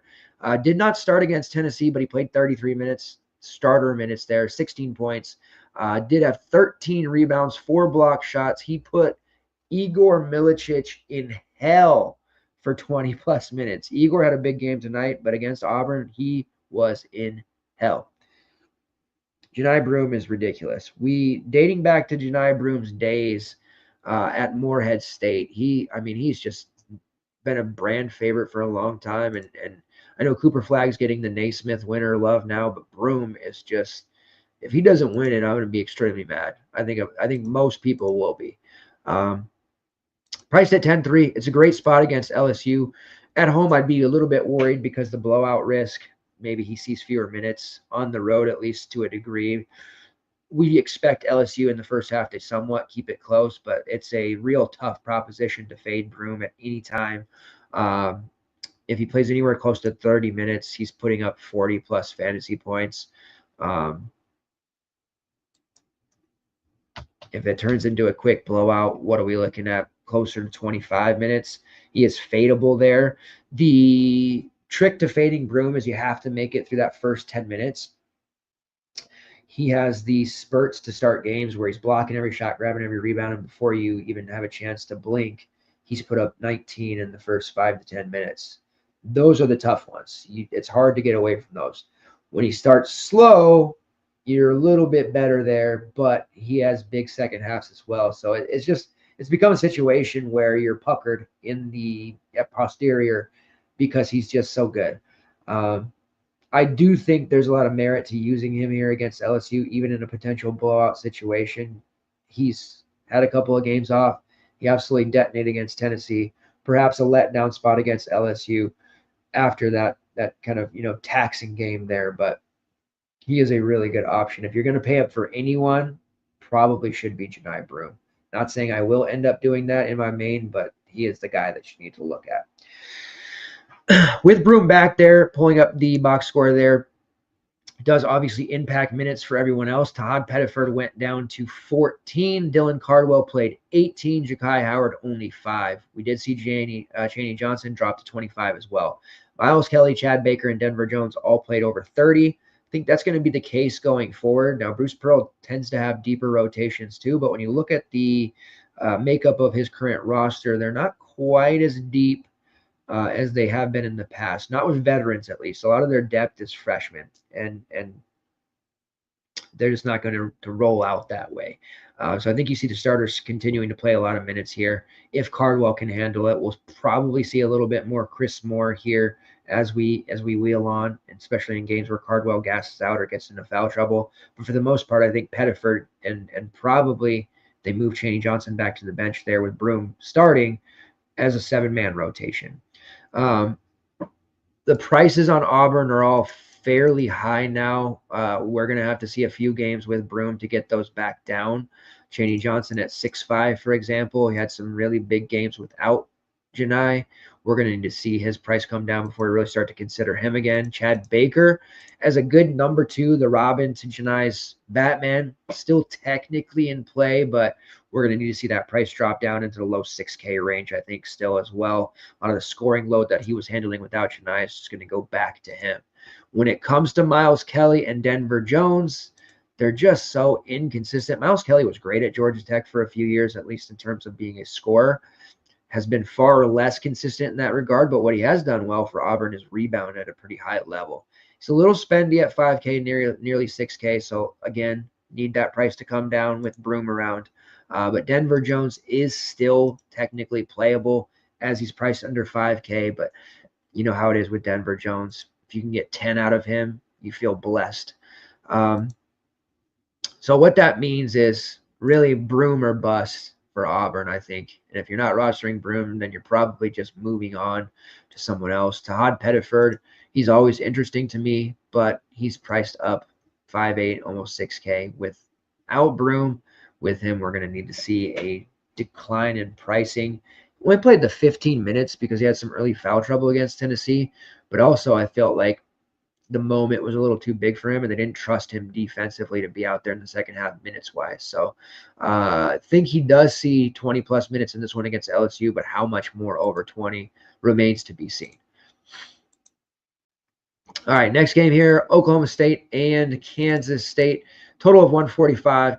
The Wildcats here, 7.5-point favorites. Do like the Cowboys in this one for what it's worth. I just have not been fond of KSU one bit. It's a complete turnaround from a couple of years ago. They were such a likable team. They had some really great players, and they made that Elite 8 run. But that's just they've been a bit of a dumpster fire since, and bringing in Coleman Hawkins just hasn't led to the results that they were really hoping for, and that is truly unfortunate. Guard play has also been very suspect for K-State. It doesn't matter how good your bigs are. Sometimes you need that guard play. So Hawkins, he's priced at 8.9. He's expensive. David N'Gusson is priced at 7K, both expensive. Those are the two guys you can typically look at for this K-State team. Doug McDaniel had been a supreme value for, a month. He's now priced up after putting almost 30 on West Virginia. He's been taking a huge amount of shots, 11, 13, and 11 over the last 3 games. Now his price has ballooned up to 6.4. That means we can get away from him to a degree. I'm just not really comfortable playing K-State. Oklahoma State is a team that's fantasy friendly, though, and we've seen some big games out of various positions, especially on the wing. So I do think David N'Gusson is viable guard forward eligibility as well. Not for the faint of heart at that 7K price. To me, it's definitely a little overpriced for what he typically gives you. He was almost 9K earlier this season, though, so you are getting a discount if you look at it that way. and he's very involved in the offense, playing 30-plus minutes. I would rather play him than Coleman Hawkins. It wouldn't surprise me if Coleman Hawkins had a big game, though, here. This could be the Hawkins 40, 50 fantasy point performance against this Oklahoma State team. So keep that in mind as you're building out your various lineups. The secondary looks, 4.9K, Brendan Housen, who is a bit of a non-con hero, scoring a bunch. He's since failed to register 20 fantasy points in 4 of his last 5. Doesn't give you a lot peripheral speaking, so if the shots aren't falling, he's just not going to give you a very much. CJ Jones, I don't know what the deal is. Gets in the doghouse, barely plays, gets a DMP, plays 8 minutes, and then suddenly plays 28 against West Virginia and has a really solid outing. It's only priced at 4K. If you have a read on how many minutes he's actually going to play, he's kind of interesting.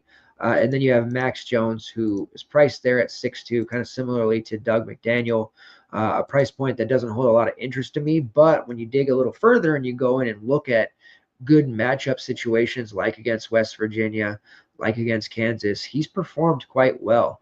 People, I don't think, have really noticed what Max Jones has been doing. He's been a very complete player. He's rebounding at a high level. He's facilitating. He's defending. He's doing a lot of different things. So, yeah, the 6'2" price, it's a little high for him, but he may actually be the most playable and most viable option on this K-State team.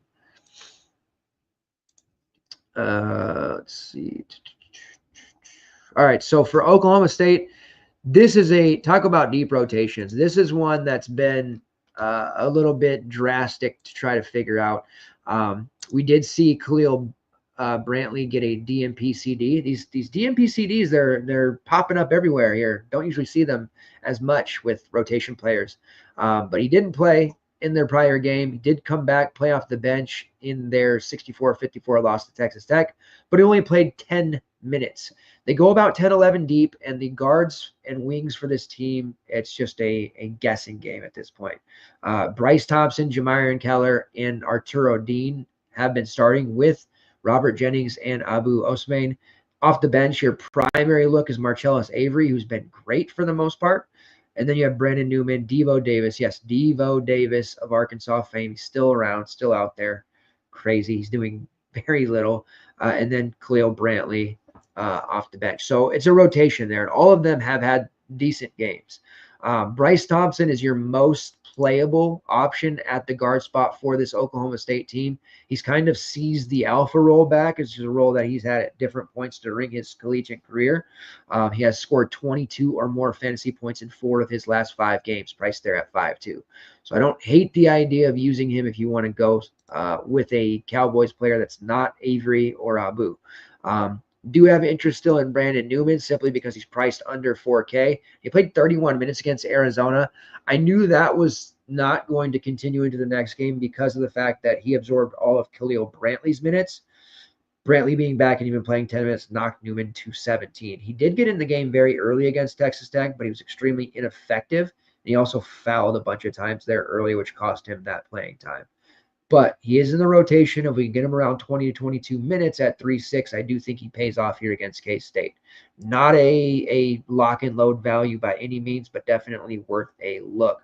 Don't want to get caught looking on a guy like Christ Esendako like today. For some people, I had an alt lineup with him. He got into foul trouble. Like, we're just getting into that point now where these speculative values under 4K or under 4.5, they can really torpedo your lineup in a bad way if the guy you're paying up for does not deliver you a hallmark slate-breaking performance. So we're kind of getting into that territory now. And as we get into February, we're going to see tighter pricing, usually, and it makes more sense to kind of get away from those guys. But I do think Newman's in play. Brantley's there at sub 4K, but, obviously some kind of doghouse happenings there. Jennings as a starter played 20 minutes, but only 4 fantasy points. He has not been good, not really an option. Jamarian Keller had a streak last year of 3 or 4 games where he's putting up 5x plus. We haven't seen that from him this year, and he's been kind of lost in the rotation. He did play 31 minutes against Texas Tech, but 2 games before that he played 14. So he falls in that same territory as Brandon Newman, Bryce Thompson, Arturo Dean. It's a hot hand situation. It's very clear how Oklahoma State is playing this under Coach Steve Lutz in year one as he comes over from Western Kentucky. He's just pretty much riding his various guys. Doesn't have anywhere close to the roster that he's going to want here. Did bring Brandon Newman over, of course, but for the most part, I think he's just going to continue to ride that hot hand, and that makes it nearly impossible to adequately pick a player from this team. Bryce Thompson is really your best option at 5'2". It is a matchup he can do well in with those minutes locked in. GPP-wise, Marcellus Avery at 6K. He'll have no ownership whatsoever, and he only played 13 minutes against Texas Tech. Not great. He typically plays about 24 to 25 minutes off the bench. High fantasy point per minute player. He has great overall rates. He has legitimate semi-slate breaking upside. Against Arizona, 21 real points. He knocked down 5 threes in that game. Against Colorado, 15 real points, 7 rebounds, knocked down a couple of threes, 28 fantasy points. So the upside is real with Avery. He's a little spendy, but this is a spot against Kansas State. He could do well, especially if Jennings is ineffective. Sumanik doesn't give them any minutes. They're going to need somebody in the front court. And if Abu gets into foul trouble, that's even better for Marcellus Avery. And Abu Osman has a very high foul rate, as we know. Fouled out 27 minutes against Texas Tech. Against Arizona, he was in early foul trouble. He consistently and constantly picks up those 2 early fouls. So at 6'7", not a lot of interest there for me with him, although I do think he can do some damage against K-State, especially on the block. I am worried about Hawkins and Gasson, some of the quicker, more athletic guys getting him into some trouble. So might we see some additional minutes for Marcellus Avery? Yes, I think we might. DePaul versus UConn, our next game here. Total of 143. UConn favored by 14.5. UConn stacks have been the nuts. Terrace Reed. Man, I had a pretty good-looking lineup there, and I had to go back to Terrace Reed because, you know, I just can't help myself. And, of course, what did he do? He got into major foul trouble after he completely and utterly went nuclear. The nice thing here, they're facing a DePaul team that is very porous at most positions. Terrace Reed should be in a spot where he can absolutely detonate here once again. Let's pull up the Connecticut KenPom page here. And the last time that they played DePaul, which was a road game on New Year's Day, so not that long ago, it was an 81-68 win over DePaul. DePaul kept it closer than you would have thought. Solo Ball had 22-6. He was great. Alex Caravan had 18-7. He was solid. Sandiar had 9 assists. And then Terrace Reed did not have a particularly great game. 7 rebounds, 4 points, a block, and a steal. A lot of that was because Samson Johnson didn't get into foul trouble for once and was really, really good on the block, scoring, blocking shots, getting steals, just led to him playing more than Terrace Reed. So Reed did not have a particularly great game in that spot. I do think he can have a great game here. This DePaul team in the front court is very soft. Reed is a bit spendy at 6K, so that's going to be tougher. It's a lot tougher than, you know, the 5K, 4.8K option that we had earlier this month with Terrace Reed. If he doesn't get into foul trouble, we know he can do some real big damage, but it is a bit risky here at the 6K price point because if he bricks, gives you a 9, you're just going to have a really hard time trying to find somewhere to catch up. Liam McNeely still leaning towards doubtful here for at least another game. We'll see. There's some talk about how he may dress and may warm up. That seems like some smoke and mirror status stuff for me. It'd be a real shock if McNeely played. Although I said that about KJ Adams last night, and he played. Kind of warned about that, though. Samson Johnson at 6'4", also very expensive. He played 31 minutes against Xavier because of the Terrace Reed foul trouble. Suddenly, Samson Johnson's kind of staying out of foul trouble to a degree. Now, he did foul out against Butler, but he put 30 against them, 29 against Xavier. He is just playing really, really well. But I don't know if I can pay that 6'4" price. Do I want to chase Samson Johnson? If I'm going to use a UConn forward between those two, it's typically going to be Terrace Reed, but I don't know that I have the interest in either, even though the matchup on paper is great. If you're running alt builds, GPP looks, just sprinkle them both in. Rotate them, not together, one in each, and call it a day. Solo Ball is the top option for me in this game still. He's priced up. He's had some really good games for us at low rostership. I expect that low rostership to continue, especially now that he's priced up at 7.5. he should score 20-plus points in this game. He scored 22 against DePaul last time. He scored over 20 in back-to-back games. We're going to be on solo ball point props everywhere we can find them. Still shorthanded for the most part. Not a lot of trust that can be put into the likes of Jaden Ross and Powell, Jalen Stewart. Even though Stewart's playing a lot of minutes, but offensively speaking, there's just not a lot of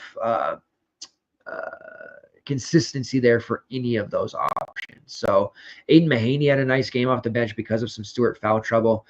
23 minutes, 14 points, 3 rebounds, 3 assists. Certainly not going to chase that with Aiden Mahaney simply because I can't sit here with any confidence and tell you, oh yeah, he's going to play over 20 minutes. Could very well play 7, 8, 9 minutes on this one. We've seen it before. Mahaney had a really nice game. What was it against Providence? Played 20 minutes, had 15 real, and then he turned around and played 12 against Nova. So be careful there if you plan to use any of these UConn values. I think we can probably jump off the Jalen Stewart train there as a continued starter. Definitely interested, but his lack of offensive consistency and upside is just hurting him and the team. I think that's why he ended up barely playing against Xavier in a game that ended up being kind of a track meet, honestly, with so much offense. If he starts again, I would expect him to at 4-2. He's at least in consideration. And at least the matchup against DePaul is a hell of a lot more fantasy friendly than what he's seen recently. Hassan Diarra is pretty expensive for me at 8.5. He should, do the things against DePaul, but that's a very high price. I think what you see from him is a 30 for sure, rock solid floor, but just not a lot of upside overall there. We like the safety that he provides, but we just need to be able to spend our money a little more economically there to get the most bang for our buck. And then Alex Caravan, who dropped a hammer on Butler, 19, 7, and 6. And then he was awful against Xavier, 9, 5, and 1 before fouling out in 31 minutes. Obviously, against DePaul, he is very much in play. This is a game that he gave them 32 last time they played. Rock solid floor. He is low enough in that 8K range to be a main team look if you want. I do prefer solo ball. Now that their prices are closer, I think most people will play Caravan, and he might even be chalky for this one.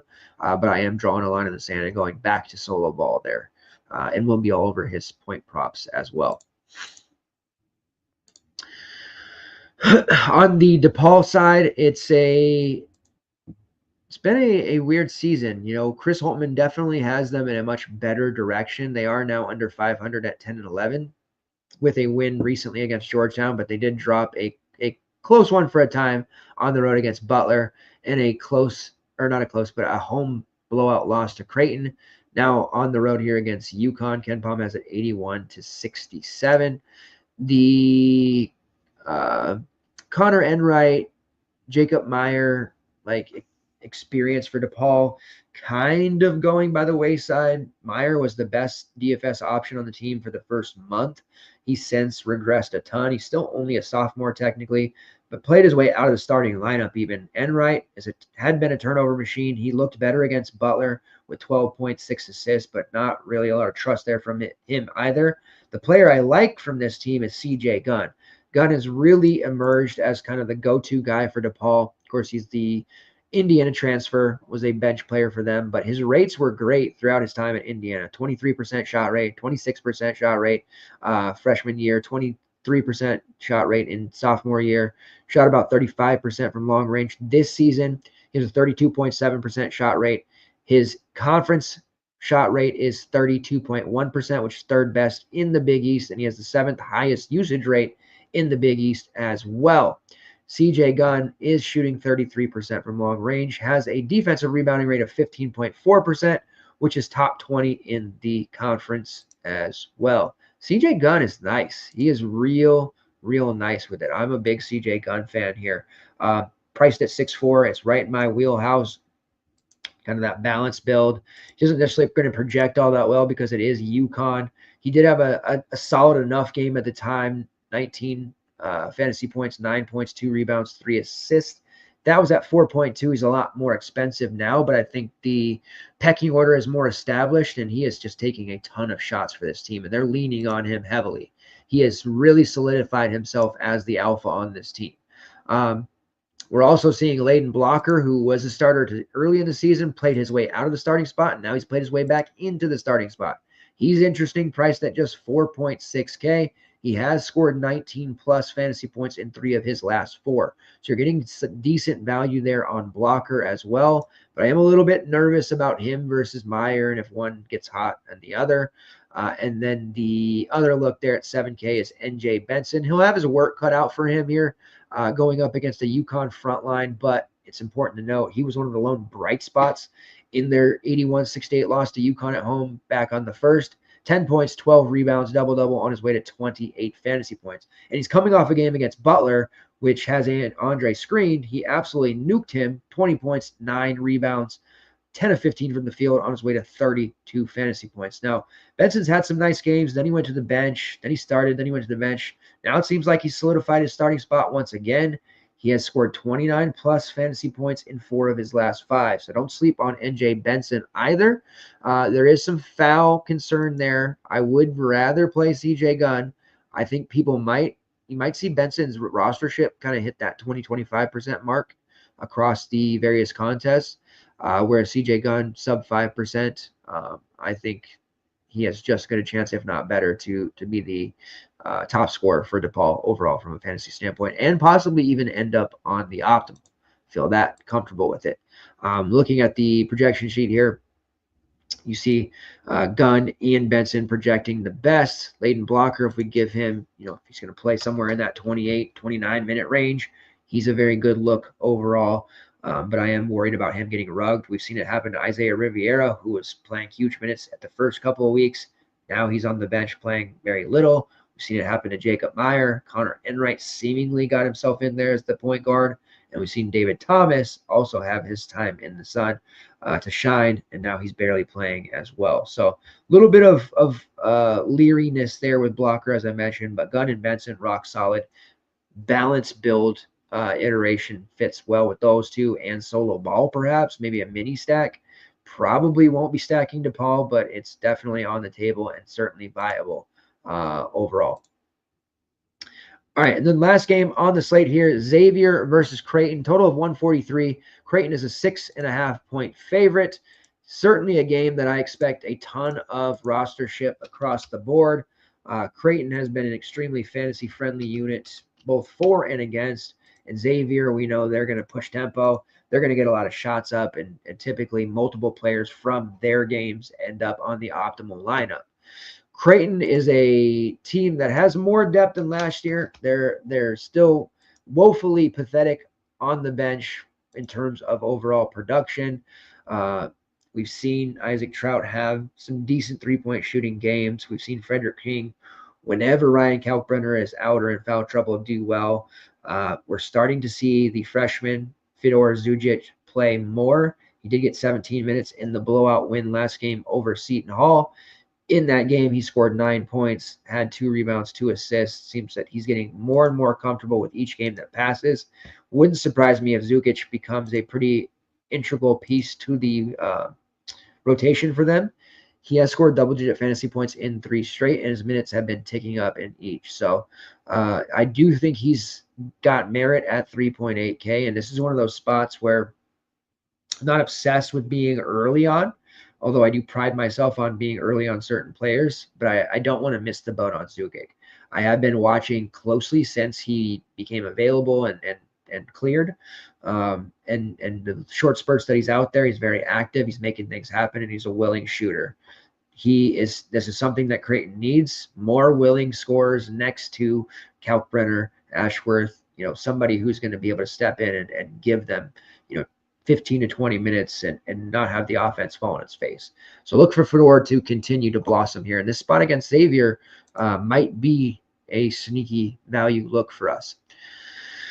Kalkbrenner and Ashworth, both expensive. They're playing basically the entire game. I don't necessarily love Kalkbrenner going up against Fremantle. I sort of feel like they might neutralize each other. Now, Kalkbrenner was He had that huge game for us in the beginning of the season, 74. Remember, he was about to have the Creighton scoring record, but didn't quite close it out. Then he went through some growing pains. The back half of the non-con was pretty pitiful for him. And now suddenly in conference play, he's dropping 40s and 50s again. So, yes, the price is high, but he is definitely up there at the top 4 pay-ups.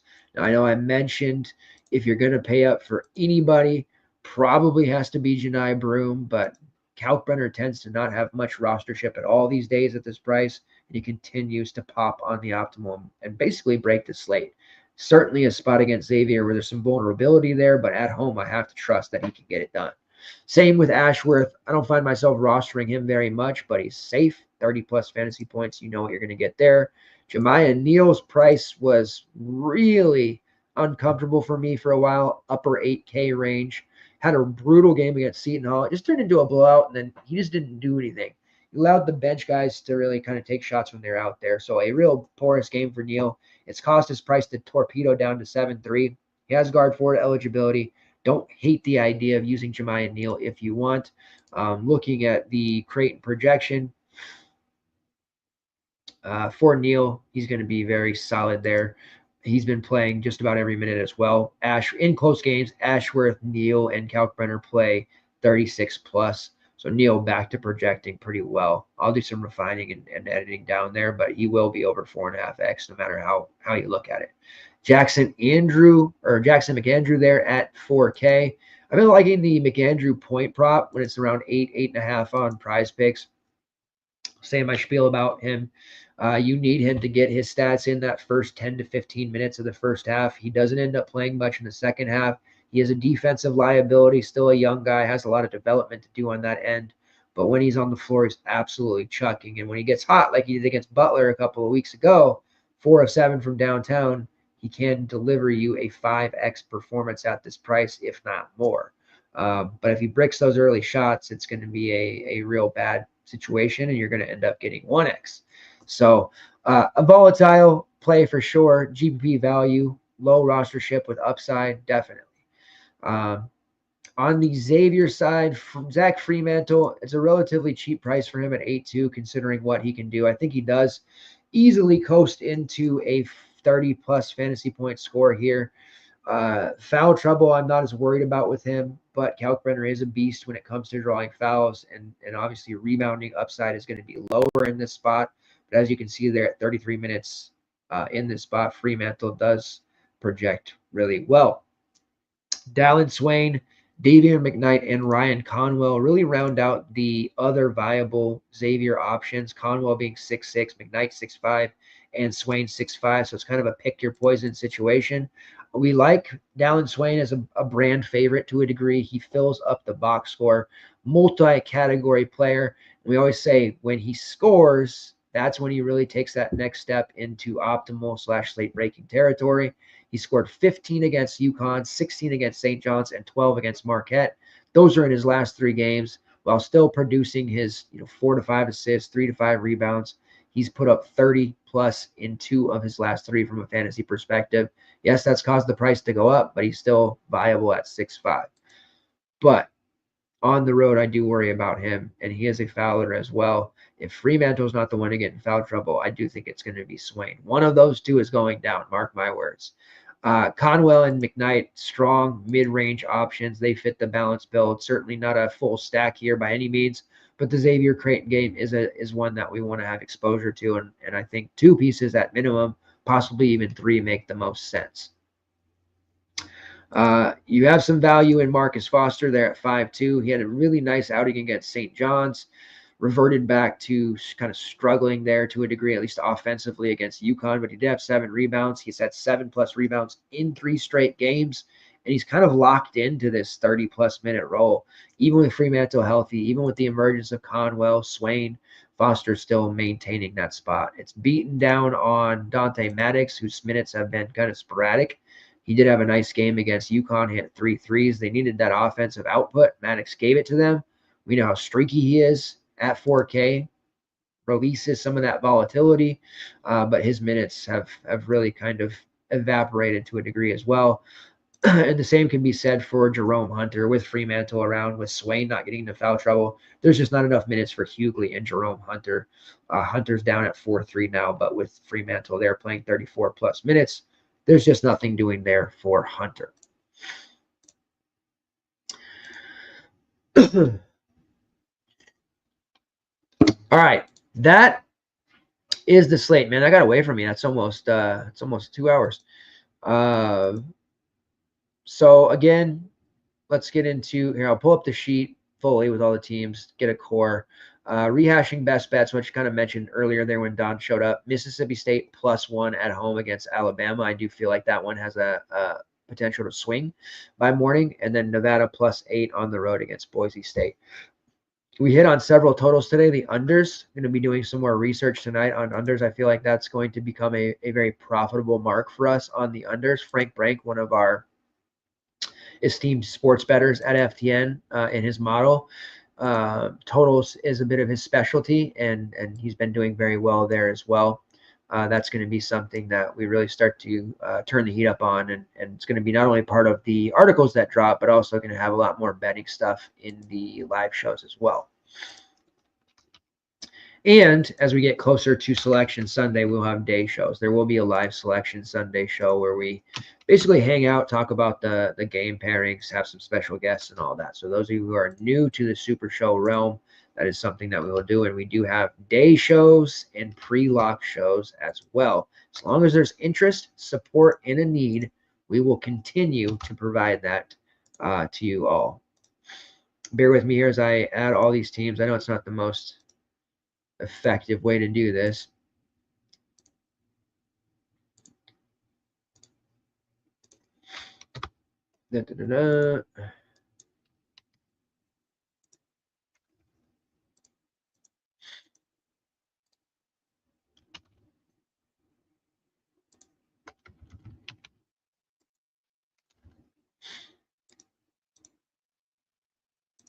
Still Mania qualifiers out there as well, by the way, for those that are trying to still qualify. I think it's a really good idea, especially in January where things can get volatile, to kind of wait and see and let some seats fill. But we'll be getting after it here. We do have 3 community members with seats already, back-to-back nights 2 weeks ago. 3 of the 17 seats given are community members here. So very proud of that. Looking forward to following that. Mania has been the flagship tournament on DraftKings for many years now, for those that aren't aware. I'm really excited about it again this year, and hopefully they'll have a Survivor contest again. They did have that last year, I believe, and that is something that is a big draw and a big thing that a lot of people like, and it does bring in a lot of non-regular players for CVP. So that is something to kind of look at on the horizon here. All right, there we go.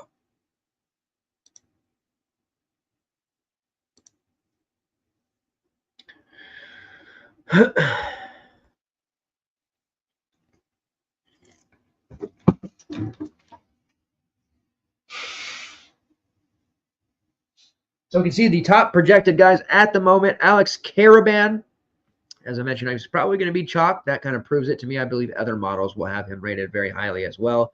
Jemiah Neal, Brendan Newman. I didn't fix his minutes. He's probably not playing 26, so we can kind of renege on that a little bit. JT Toppin, Jalen Stewart's minutes probably won't be at 28 either, so keep that in mind. Taylor Bobo and Ryan Kalkbrenner and Marcellus Avery, Hayden Diarra, or Hassan Diarra up there as well. So it gives you an idea of some of the top projected guys. Virginia will be refined down a lot, but that just shows you that matchup for Virginia is actually pretty favorable, and they're better plays than you might think. Same with DePaul guys going up against UConn. They're going to be relatively viable overall. My core be a little bit different.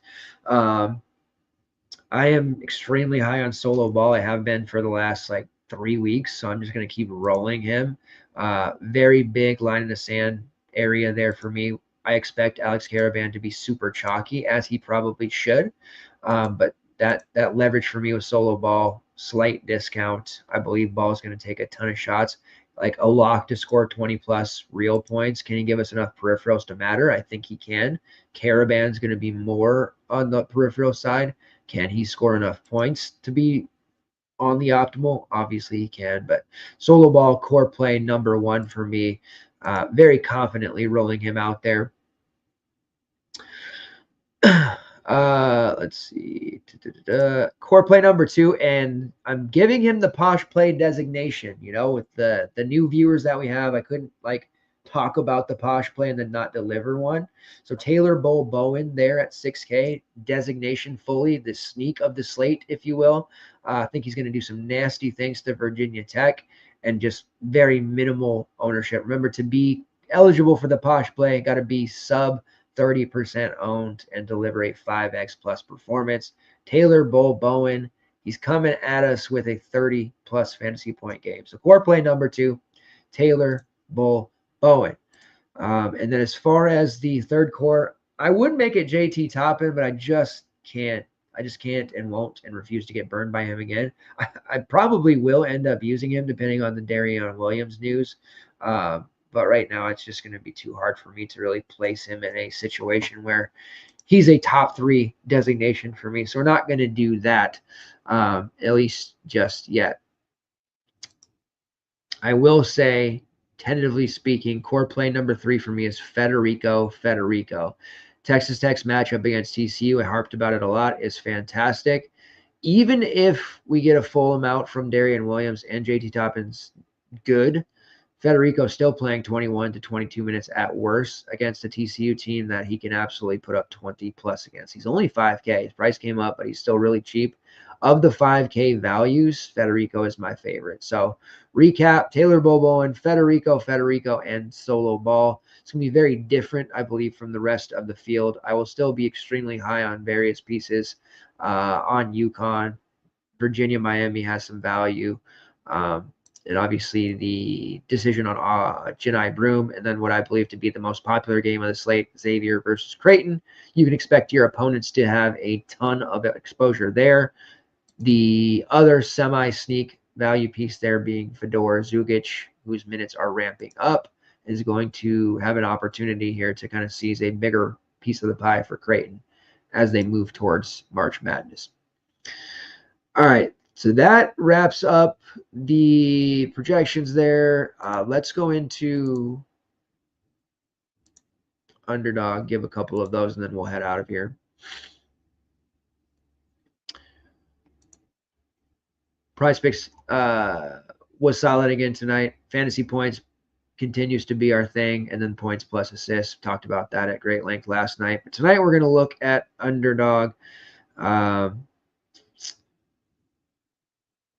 Damian Collins under 8.5 points for LSU. They've got a rotation of front court players there, depending on injury stuff. And I don't know that Collins is going to be able to avoid foul trouble. So I do like the under 8.5 points there for him.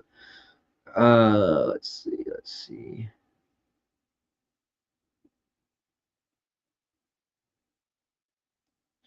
St. Joe's taking on Duquesne's. My man Xavier Brown. For St. Joe's, always love him. Rasheer Fleming is always a strong candidate, but looking at Trey Dinkins over 11.5 points against that St. Joe's team. Dinkins has been an inconsistent performer, but he does take advantage of soft matchups. I do consider St. Joe's to be a fantasy-friendly matchup, so Trey Dinkins over 11.5 points. We are all over that.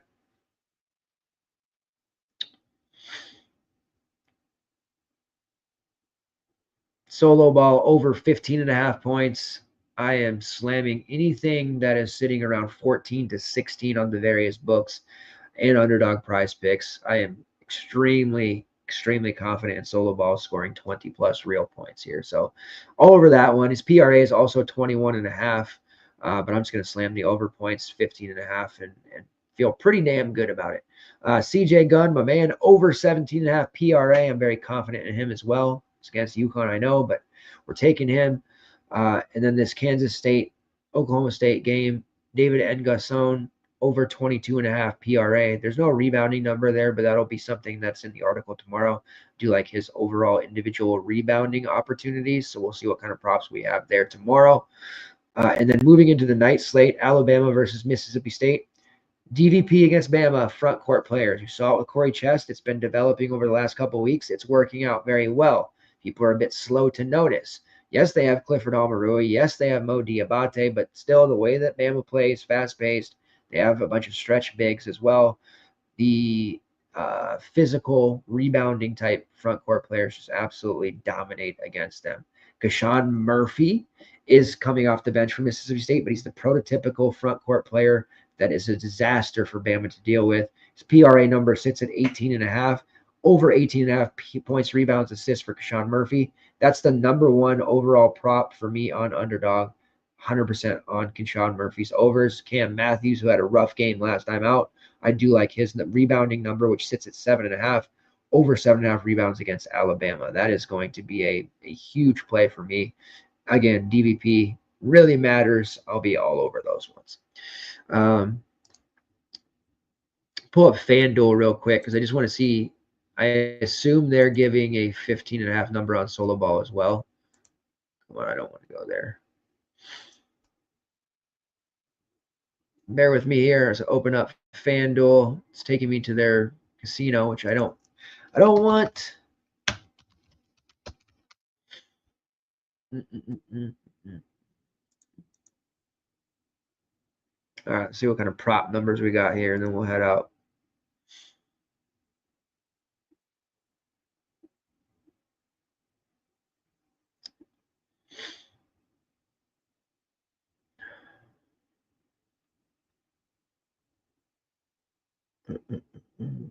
Code. There we go.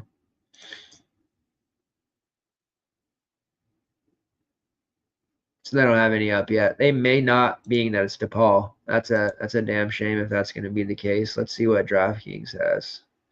I'll check Caesars in the morning.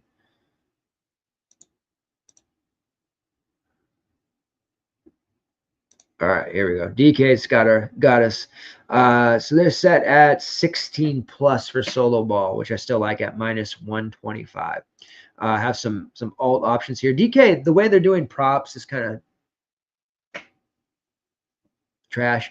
They no longer offer unders. It's just like 15 plus, 16 plus. You have to pick a number to go over. There's just no unders anymore. So I prefer to play on FanDuel when it comes to player props, but that's what we got. That's what we got. Plus 135 for 18 plus for solo ball, 20 plus points at plus 220.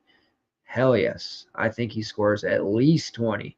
So I'll be all over that one. And then you also have a number for CJ Gunn, 14 plus points at plus 100. So a little SGP action there. Taking maybe a little bit of 14 plus CJ Gunn, 20 plus solo ball. That gives us a pretty nice look. Here, let's see what we get.